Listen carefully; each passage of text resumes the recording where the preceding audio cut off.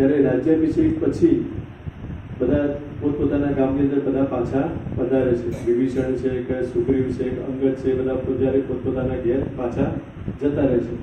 જનક રાજા અને જે એમના પત્ની હતા સીતા માતાના માતા, એ પણ પોતે પાછા મિથિલા નગરીની અંદર પાછા જાય છે.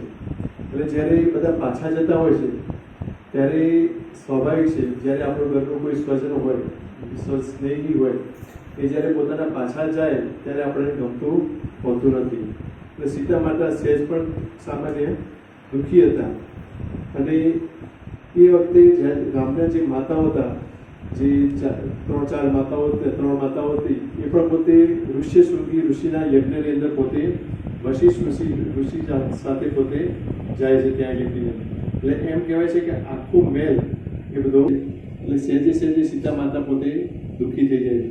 અને જ્યારે સીતા માતા પોતે દુઃખી થાય છે તો એ વખતે રામ ભગવાન પોતે કહે છે કે પોતે સીતા માતા પાસે જાય છે કે આપણા સ્વજનો જ્યારે પાછા જાય છે એ કેમ પાછા જાય કે ફરીથી પાછા આવી શકે.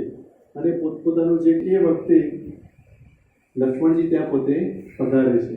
અને લક્ષ્મણજી પોતે કહે છે સીતા માતાને કે મેં અર્જુન નામના એક ચિત્રકાર છે, એમના જોડે આપણા જે રામ ભગવાનના જે ચરિત્રો છે એનું સુંદર કે મેં ચિત્ર બધા બનાવડાવે, તો કે એનું પ્રદર્શન છે એની અંદર તમે બધા જોવા માટે ચાલો. લક્ષ્મણજી